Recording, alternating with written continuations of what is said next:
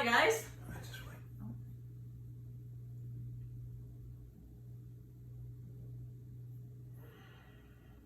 don't have to worry about that because I cut it all out. Oh, we don't normally. We could start because we normally start straight away. Hi guys, and welcome to another episode of our podcast. I'm Gail. And I'm Russell. And I have to say, how are you? Because Gail showed me a series of videos the other day where apparently I say I'm Russell and then I say, how are you? And I'm like, no idea. You know when you do those things you don't even know you do? I do that apparently all the time. And she showed me like a little session of about 20 videos. I said, I don't do that. So she showed me all these videos. How are you? How are you? So apparently I say, hi, I'm Russell. How are you? Funny that, because that actually leads into part of the topic we're talking about today, which is being right, right? Like, Yeah. I had video proof that I knew I was right, but Russell was like, I don't do that. I'm certain that I don't do it, and yet there was the video proof in front of me. I reckon she must have airbrushed it or created it somehow. I don't know how she did it, but that's what she does. That's the extent she'll go to be right in our relationship. So funny, so funny. Right, so today we're going to talk about being right is one of the things we're talking about today, and also leaving your post. And we'll go into that a little bit further as we kind of like debrief and talk about a few things that we've seen over the last week and a half and what we've observed, and then things that we know that happened in our relationship in days gone by.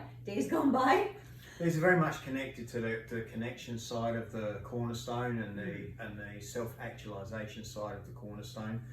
The idea being in a lot of these instances that we stop worrying about what we need to do in the relationship and who we need to be for ourselves, and we start worrying about what the other person's doing and what they need to change to make us happy. And it's interesting because if you're working on yourself and if you've gone to like do courses or counseling or whatever you might do, coaching, and you've worked on yourself, when you're not in an intimate relationship, the person you focus on is you. But when you get in a relationship, the focus shifts from looking at what you can do to change in the relationship, and it's all about what can you do, meaning you're pointing over there at your partner going like, how can you change in order for me to be okay? And we almost stop looking. It becomes a blind spot, I think, when you're in a relationship. It's easy to kind of go like, oh, that's you, and this is why this is a problem for me, and we forget to actually shift the focus back on self. And that's the self-actualization side of it. Yeah, and it's the ego's designed to watch out for anything that it considers to be a threat to it emotionally or even by survival. So the ego gets completely confused with being attacked by a pack of lions. That's what it's there to defend us against, a pack of lions. And yet today, in today's society, we're very seldom attacked by a pack of lions. It's not really a risk. But the ego doesn't actually distinguish between Gail and a pack of lions. So it sees her as a potential enemy, the potential danger, the potential threat. And that's why we get so into this ego-driven desire that our partner needs to change in order for us to be happy. And even as I say these words, you might start to get the concept, but you won't really fully get that you are the cause of your own happiness and the cause of your own problems and your own sadness in your relationship. You are it's not about blaming yourself, it's about being responsible. You are the person, and this is what's so great about learning all about relationships and what we teach, because the power to be happy in your relationship shifts from your partner over to you. Yeah. And that's, once that happens, it's really a wonderful experience, because the problem in our relationship, when I have a problem in our relationship, is not Gail. Even though it might sound like that, and I want to be clear about that, because when your partner is going through their shit and dealing with stuff, it's going to sound like you are the problem. You are the cause of the pain they're experiencing. So just so that you're not like, well, hang on, but they actually say it's me. Yep, they will. They totally will. Yeah. And in the couples retreat that's coming up shortly, we talk about being at the sacred place in your relationship, the top of the mountain. When you're down the mountain, when you're in the village in the mud, then you don't, like you'll hear me say, that's your fault, you need to change, I'm blaming you. So it's not like I always understand this, what I'm saying to you, or am always living this. It's just that when I'm in the best version of me, the sacred place on the top of the mountain, the problem in the relationship is never Gail. And I think that's important to notice. Like we aren't removed from having this kind of thing show up in our relationship. We still are human beings, and life still happens for us. And that's what Russell's alluding to. It's not like we don't live what we teach, we do, but we still are subject to arguments, to being in our shit, to blaming each other, feeling like the other person's the problem, not feeling like we're getting our needs met. All of the things that every couple goes through, we go through them as well. I think the difference, like that I always like to identify for people, is that we have really great tools that we utilize to move through and to come back together, so that we are coming back together inside of the relationship. And I think that's the whole point. But equally, how quickly are you coming back together? Yeah, how often are you driving yourselves apart? This is what gets better. We don't drive each other apart very often, and we don't do it to a great extent, and then we come back together so fast.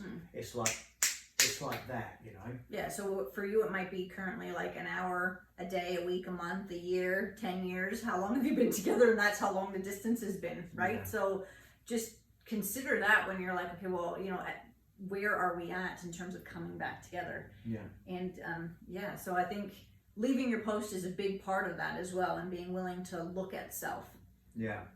And so we're talking about what did we see the other, like there's a couple things we've seen in the last few days. We were talking about saying that you're sorry to your partner. Yeah. And somebody had said to us, like, I really want my wife to tell me that she's sorry, and to tell me she's been a dick. And I'm like, I laughed really hard out loud. I have a hard time correcting my face when I hear things like that.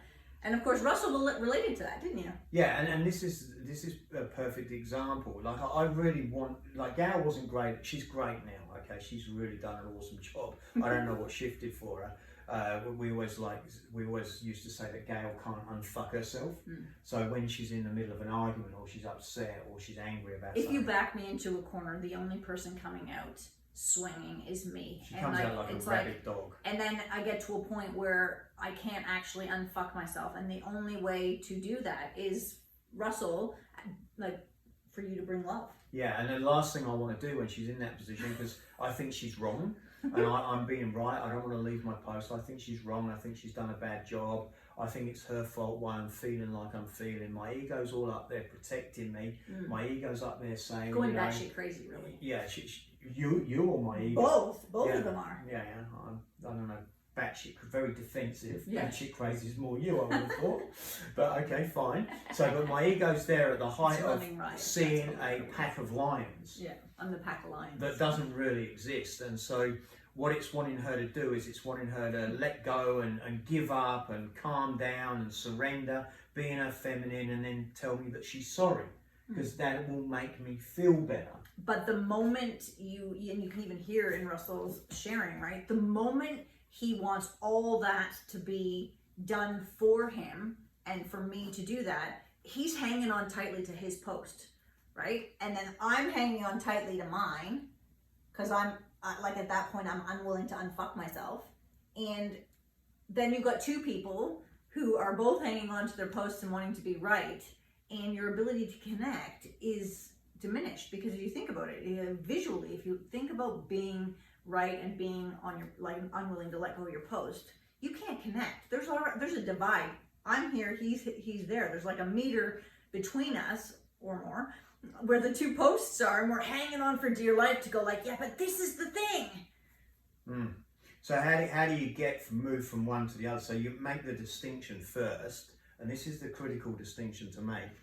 It's, what does she need to change in order to make me happy? That's one question. And that question is all about, that puts all of the power for my happiness over there with her. And I love her a bit, she's awesome, but I do not want her or any other person to be responsible for my happiness. And vice versa. Just, it is vice versa. Yeah, of course, yeah. So it moves from a question of what does she need to, what needs to change over there in order for me to be happy? And it moves to a question of, why do I need that? and that's the question that's got the real growth in it, the real fruit, the real value, the real juice. Why do I need her to say I'm sorry in that moment? Yeah, and then I think it then drives to another question of what can I do right now to shift my own happiness, to shift like the need or the desire for her to say I'm sorry. What do I actually need? Not from the other person, but like what do I need to do for me? And it's the self-healing part of it. yeah. Yeah, it's and then it's willing to ask that question of yourself and go like, well, what do I actually need right now? What does, like for me, it would be what does Gail need right now? Like, what do I need in order to be okay in this moment, regardless of what Russell's doing?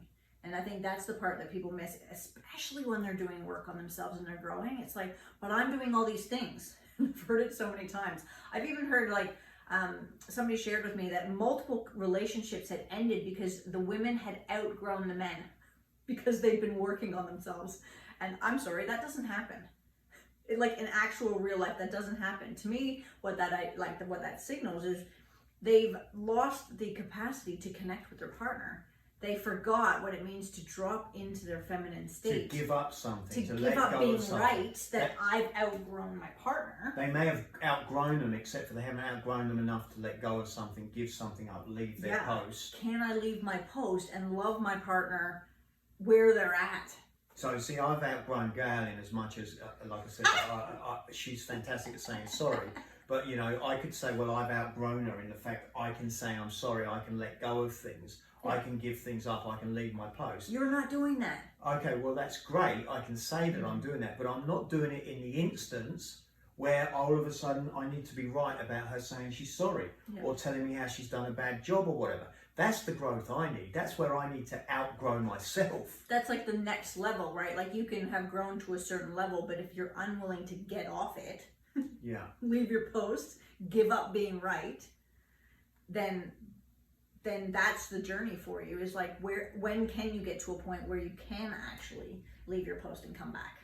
And you know, this is so often that we'll go back to these foundations, but she is the signpost for my growth.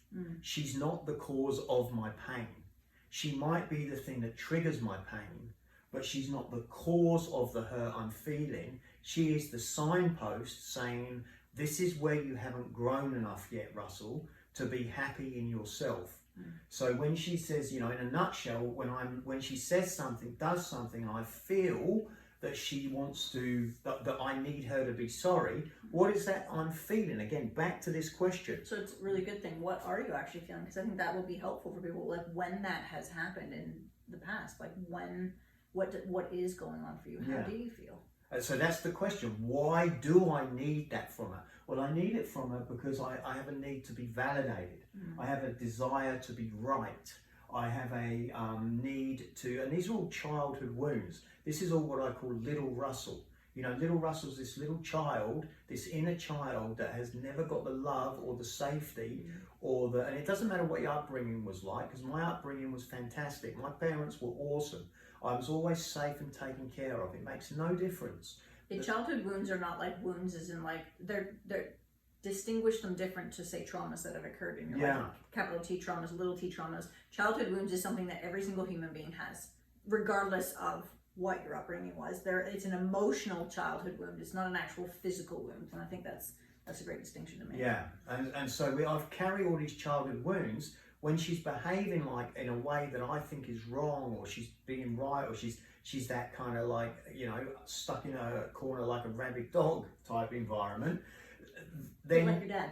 Yeah, like I definitely relate, you know, the same feeling. Same feeling comes up for me. It's the same feeling I had with my dad. It's like I could never win, I could never get on top. He always knew better, he was always right. I get that same feeling with Gail when all I want her to do is cuddle me and say I'm sorry. And so that when that's happening with her, she's not in that. She doesn't have that capacity at that time in that moment because she's hurting too. So I think that's a good thing to point out as well. Is like it's both people are hurting at that point. Yeah, both people are in pain, dealing with whatever they might be dealing with. Yeah, and we're both coming down the mountain to the village in the mud. One person might already be there. Yeah. but we're both coming down the mountain. And I really want to make the distinction as well about time, because it doesn't make any difference whether this equation is happening for 1 minute, 1 week, 1 month, or 1 year, or 10 years. Like, the amount of time a person spends in the village in the mud is their own personal journey. And I can't force Gail out of the mud. Yeah. I can love her out of the mud, but I can't force her out of the mud. And then the flip side of that too, just to know, is that like at the top of the mountain, of course, is the sacred place, and that's the relationship entity. But you can slide down into the mud, like, and be heading down the mountain, and you can also drag your partner down with you. And that's oftentimes what happens in relationships, is one person's going down and you're like, nah, I'm taking you down with me. And then, you know, a mud fight happens. And just to be clear about this as well, is we are adamant that every single couple, if your relationship's not growing, it's dying. In other words, if you're not getting coaching or input or doing courses, your relationship is heading in the wrong direction. There is no exception that we've ever seen. There is no exception that we've noticed. And I bring that up because we get coaching about our relationship. Yeah. So I don't know how many years it would have been, but for a long time I would joke with Gail and I would say to her, you know, you can't say that I'm sorry. I don't know if you're probably too young listening to this, but it'd be funny to find a video actually back in the day where we would have been live in seminar where you would have said that multiple times, and then there was a point where it switched. Yeah. And he was like, "Oh, I can't say that anymore." There was a TV show called what was it called? It's called Happy Days, and the Fonz was such a cool dude. I mean, that was around when I was a kid, and I loved the Fonz. He had a leather jacket. Every guy wanted a leather jacket to be the Fonz. And one day the Fonz was wrong, and he was trying to say sorry to, I think it was Richie Cunningham might have been his name. It's the guy the director of the first Gladiator movie, Ron Howard. Anyway, that guy was in Happy Days. I digress a little bit, but the Fonz was there, and he was saying, I'm sore,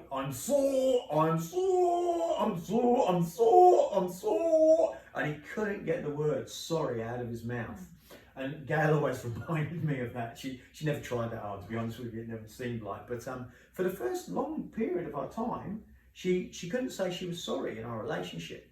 And so what was the opportunity there for me? The opportunity was to go and get coaching for myself. Work on what that problem is with me. This idea of, why do I need that? Why am I struggling to give her love when she feels that's happening? Yeah. And I think as well, like with talking about having input and support in your relationship, like from the moment we got into relationship, Russell and I had input. Like we had coaches and mentors and people around us to support. And obviously we are coaches and mentors, so that kind of like sounds like almost like a sales pitch, if you like. But we're adamant, honestly, guys. You know, like, even if you've done so much work, let's just say that we now know, like, what there is to know about relationships, as much as like 20% of it. Like, we've still got 80% to learn. And most of you are sitting, you don't even know 5% of what you need. And being willing to continually grow and learn yourself. Like, just because you are in the industry, because you coach, because you train, whatever you might do, if you're unwilling to learn and grow yourself, like, what does that actually say? So we don't care where you find the growth, with us, with other people, it's up to you. Yeah, we recommend us because we think we're the best, but you know, it's just important that you notice and go like, okay, well, why am I resistant? What is in the way of me going like, yeah, I actually need support? And notice what are the things that come up. Like, well, I know them are like, what are some of the things we've seen? Money, time, kids. I couldn't possibly talk about my stuff in that environment. Like, so many things come up for people as a resistant to wanting to grow. And you just want to look at that and go like, well, hang on a second. Do I want to get divorced? So this is no different than a relationship. This is no different than leaving your post. This is no different than you living in this idea that your partner has to change. Yeah. And the concept we want to get over to everybody is, I'm not being the best version of me for her. I'm being the best version of me for me. I'm not in my masculine state for her. I'm not giving things up for her. I'm not letting, there's that I'm not saying. growing and learning for him. I'm growing and learning for me. Is there a massive impact that happens inside of the relationship? Oh yeah. But I'm going to be in my feminine state. I'm going to grow and continue to unpack my stuff because that's for me. Holding on to resentment is killing you. Most of the time when you hold on to resentment, your partner doesn't even notice. Well, I think we were talking about that earlier. Is like, if I don't say I'm sorry, I promise you, like, I'm just living my life, right? I've just gone on and lived my life. Whereas Russell would be suffering in silence, or maybe not so much silence, but he would be the one suffering.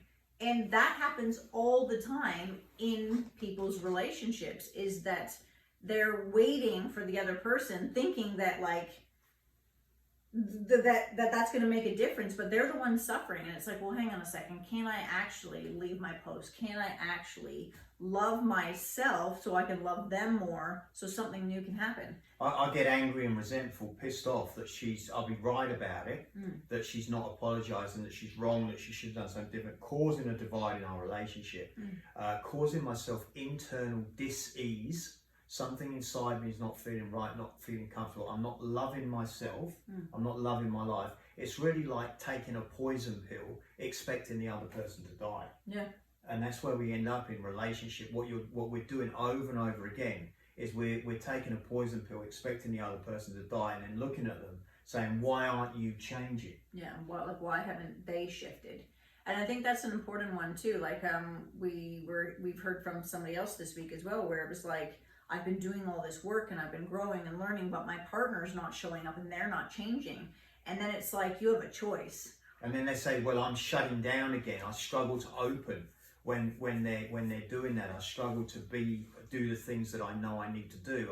I struggle to be in my feminine, this lady was saying, wasn't she?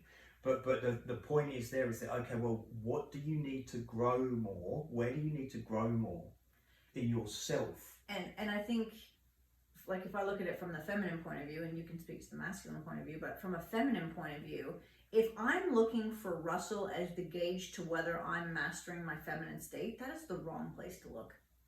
Like, completely the wrong place. Because the person I need to be looking at is me. I need to, like, feel inside my body, connect with myself, ask myself the question, like, how am I feeling right now?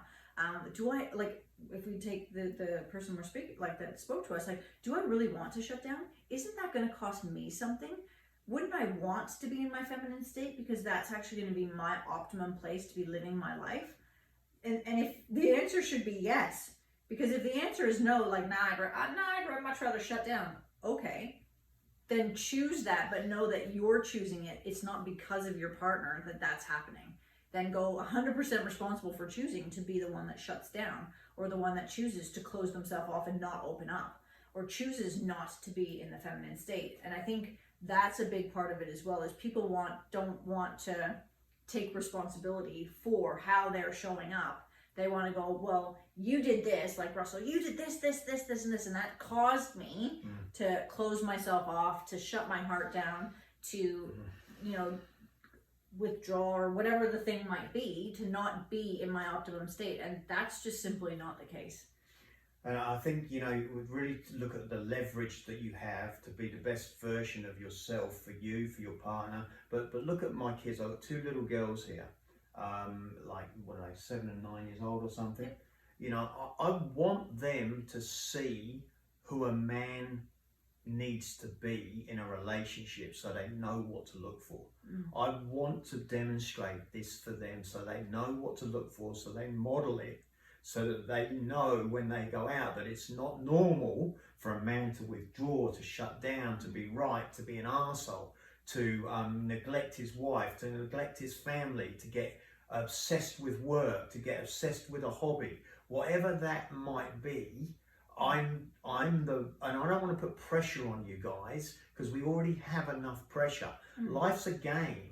There's nothing to beat yourself up over. Life's a game. It's fun. It's a wonderful challenge. And when you can get that concept and stop worrying about being right yourself, about what you're beating yourself up, what you're right about, what you're wrong about, I want to demonstrate to the girls, this is what a man looks like. Yeah. This is how a man shows up. Now, of course, I get it wrong over and over again, but I always come back to the same basic idea and understanding, being present, listening, letting go of stuff, leaving my post.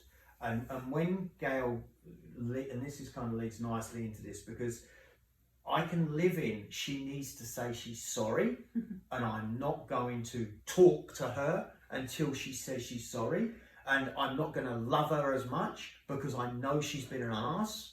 I can live in that, and that will cost me something. Yeah. Or I can bring more love, because what she needs is she needs more love. And we often say the way to have the perfect partner is to be the perfect partner. Yeah. And that's true all the time. Yeah. And then to the starting of that may mean that like Russell may need to bring himself more love so that he can then pay it forward and bring me more love. Yes, right? always starts there. Always starting with self, right? Because you've got to take care of you before you can take care of others. It's the same thing as like on the airplane, right? Like put on your mask before you put on the mask of others. It is that exact same thing, but looking at love and taking time for yourself. Like for me is like be in my feminine state, because that's me putting on my mask first, not wait for Russell to put his mask on to then decide, right? Like that's not going to work.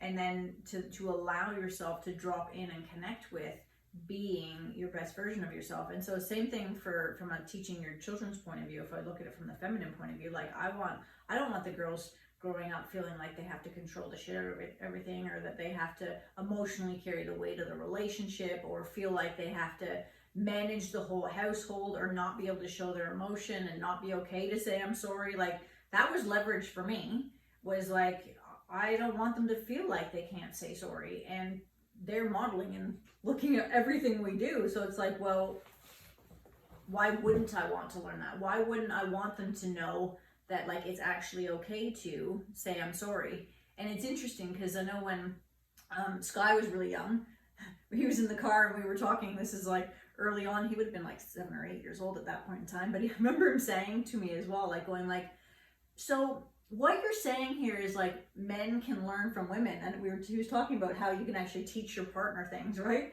And it's just indicative of kids are always watching, and he's like, so it's actually okay. And he repeated it a couple times. So he's like, what you're saying here is like I can actually learn from a woman or learn from my partner, and she can teach me things, and that's okay in a relationship.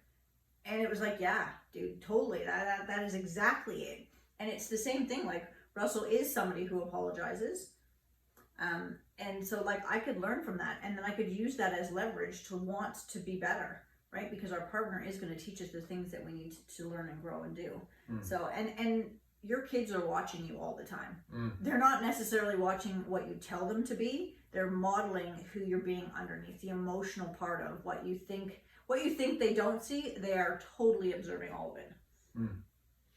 Yeah, so we want to get to this place in your relationship where you're not feeling that your efforts, your growth, and your abilities are being undone by your partner's lack of efforts, lack of growth, and lack of abilities. Yeah. We want, and obviously it's a journey, it's a learning, it's an understanding, and it takes work to let go of, the self-actualization. How healed are you inside?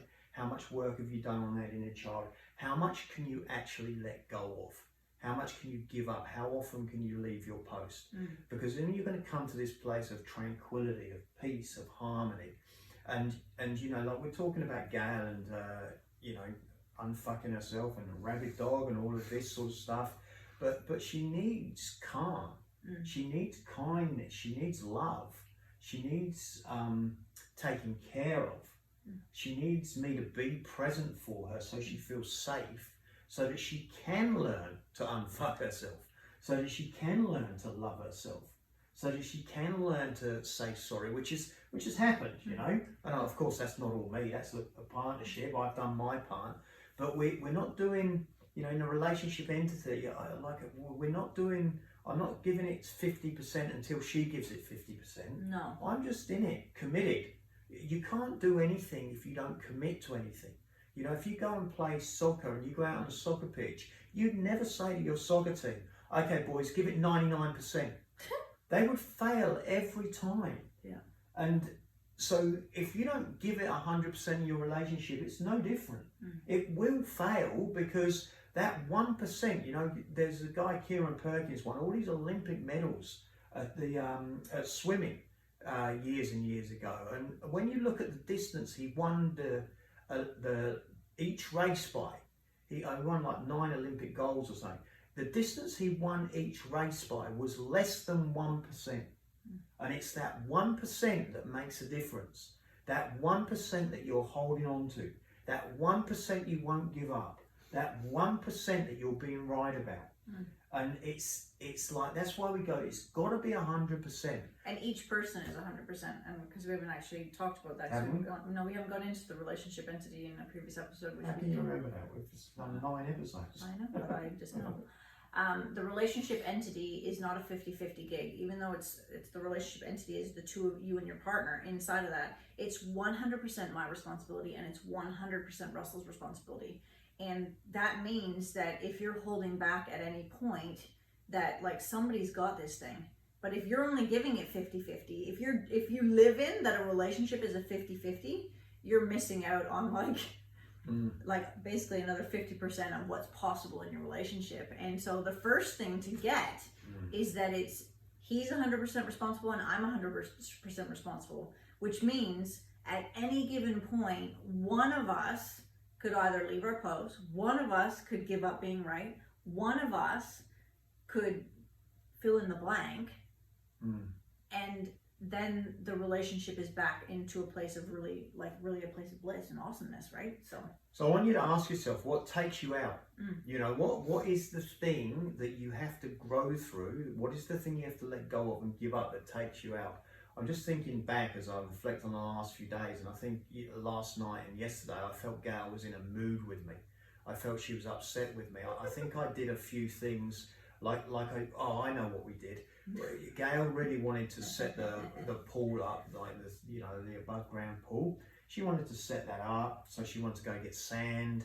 She wanted to do all this stuff, and I just got a new golf club, so I wanted to go down and hit some golf balls. Which wasn't on the original schedule of when we talked about, hey, what are we going to do today? That was not in the plan I did not know I needed to. It came left of center. So I did not know I had to schedule it and go into play with a guy. Isn't it just taken for granted if you buy a new golf club that you want to go and use it straight away? I thought that was like written in law. So I had no idea. Anyway, the point is we went out and we spent some time to get the sand we needed for the pool and get it all set up. And then we went out and we set the pool up, we got it going, we got it started filling up, and then we were running out of time, so I think I went and played golf. And then I came home from golf and I think I wanted to have a coffee. And so I decided that I was going to have a coffee. And all of that led to me thinking, and I've no idea, we haven't spoken about this, so I don't know if she was pissed off or not.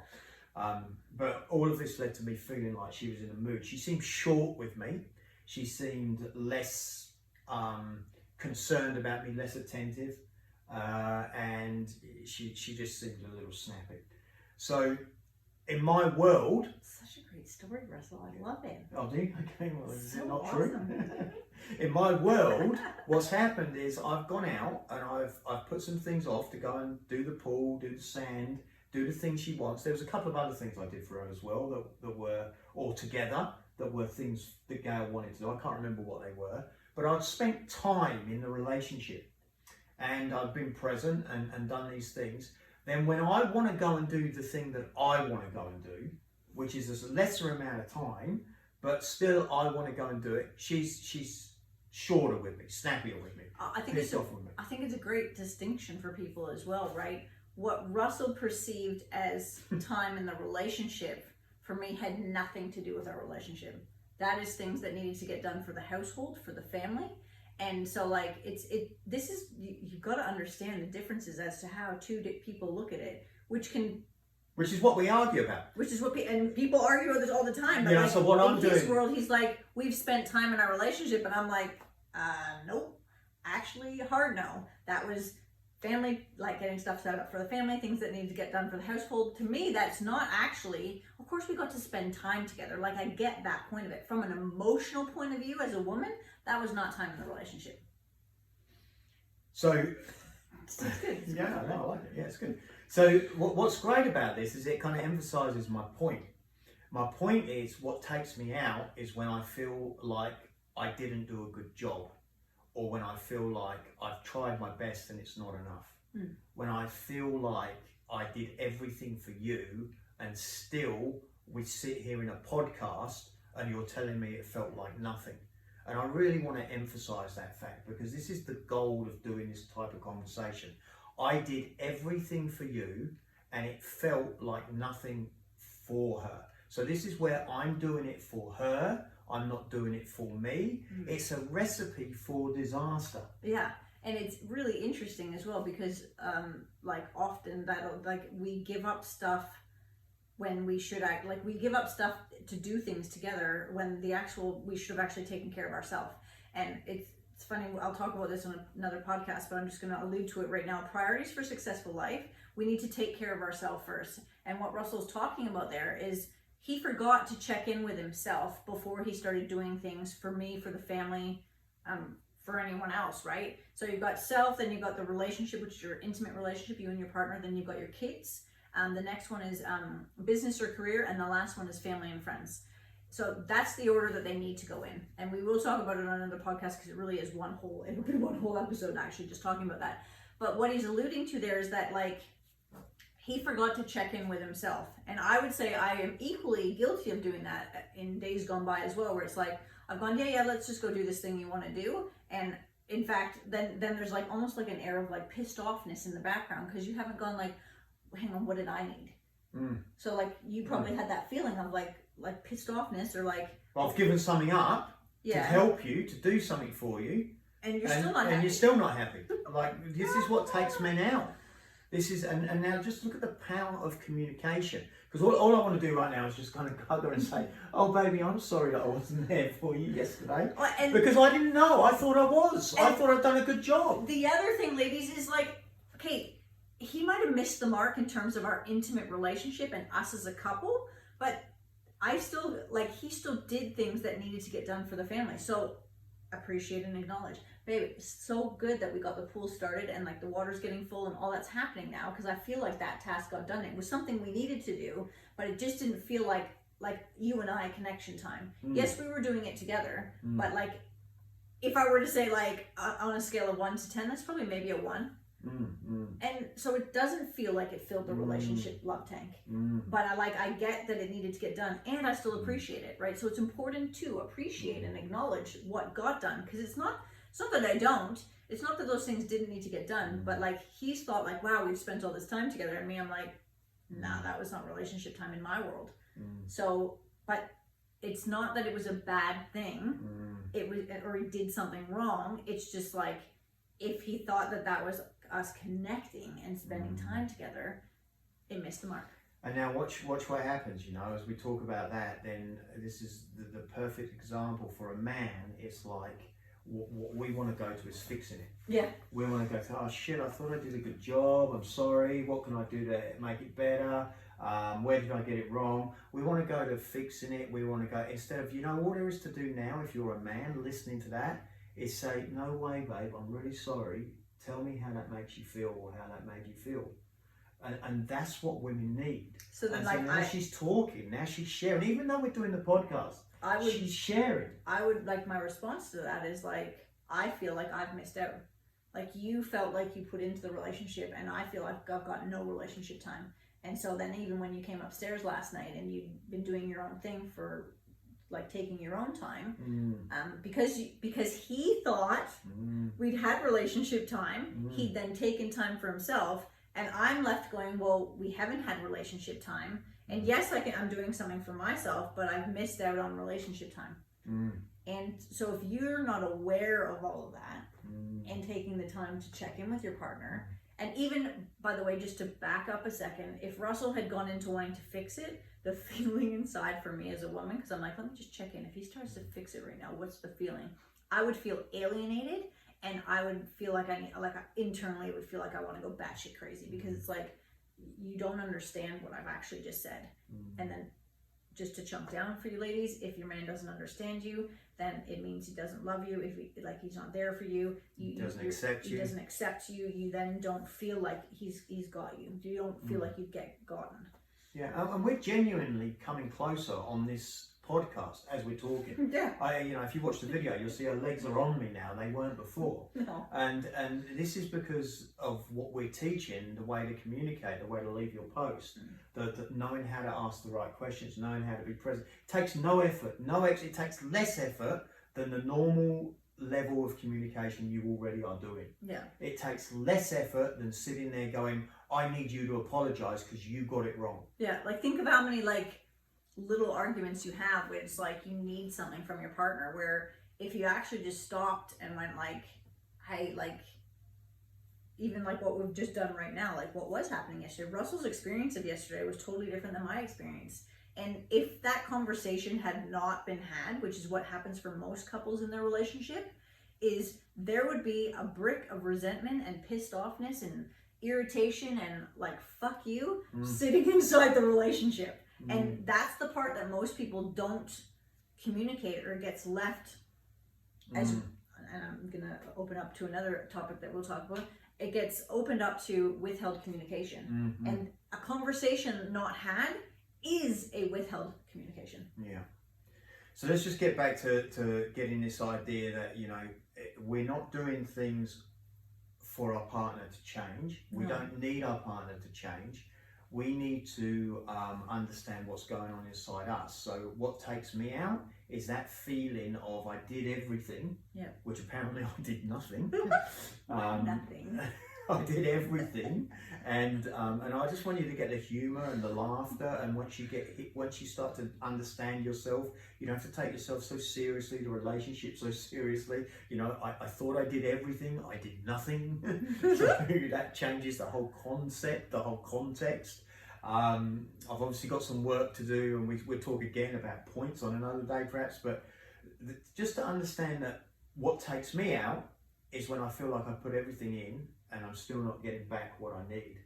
And the reason that it feels like that is it feels like I can't win, I'm not good enough, nothing I do works, and that I don't get the love that I need, and all of this stuff.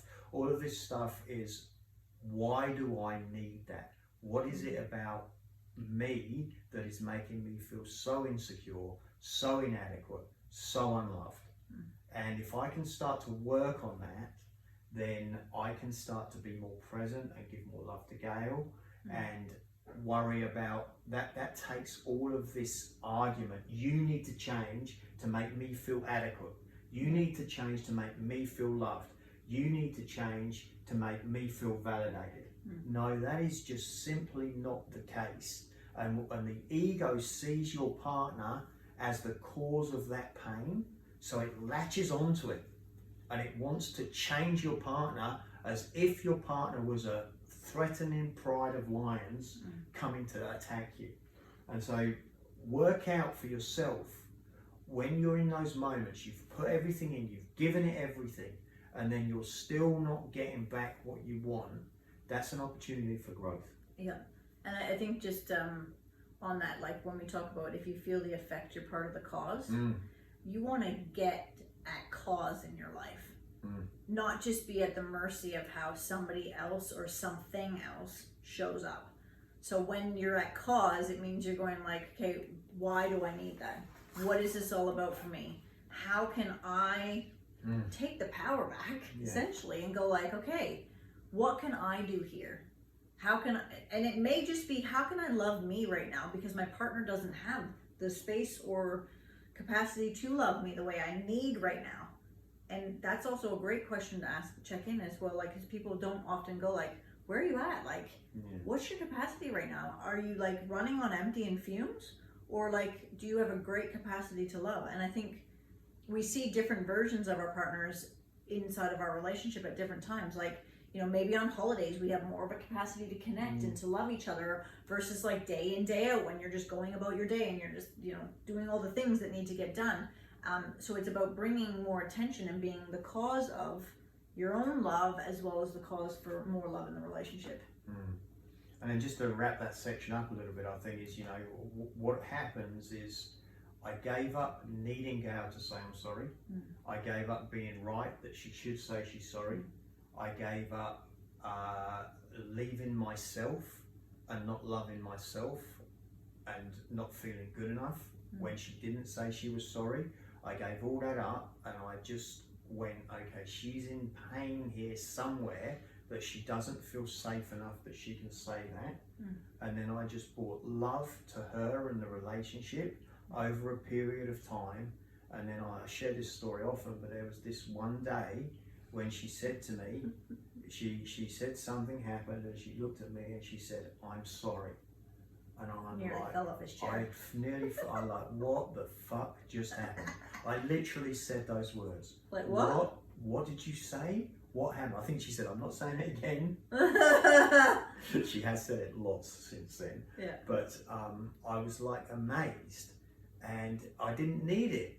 And this is the beauty of it. This is what we're looking for. I didn't need it. I didn't want it. I don't have to have it. It's not important to me. I don't love her more because of it. I don't love myself more because of it. But it's the icing on the cake, the cherry on the something.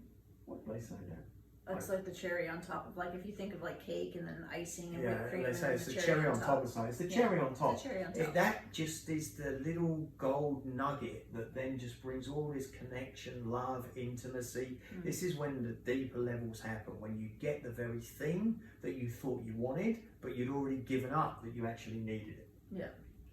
Yeah, and I think on the flip side of that for me is like I had this space to love myself, to go to work on being able to, or feeling like I could, or like it didn't become like something I couldn't do anymore. It became like, wow, I've grown to a point where I can be okay with being right or being wrong. I left my post of needing to be right, which was not saying I'm sorry, right? So that equally, it looks like hanging on to a poster, being right about not apologizing and digging my heels in, whatever that might have looked like. So it's like each person is on a journey, and the journey is how often can you leave your post, or how can you actually burn the sucker down, right? Or can you give up being right?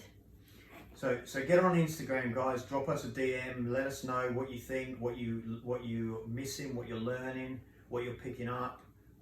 Your gold nuggets. Your nuggets. Anything you want. Any communication leads us to the next podcast.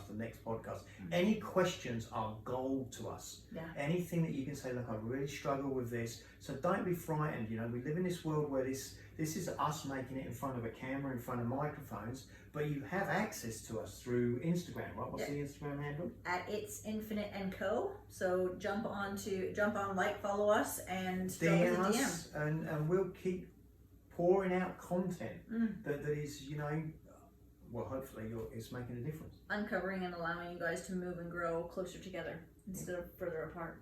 Beautiful. Awesome. Anything else? That's it. Awesome. Thanks, guys. Have a great day. So many things, and now I feel like we get into a topic and then it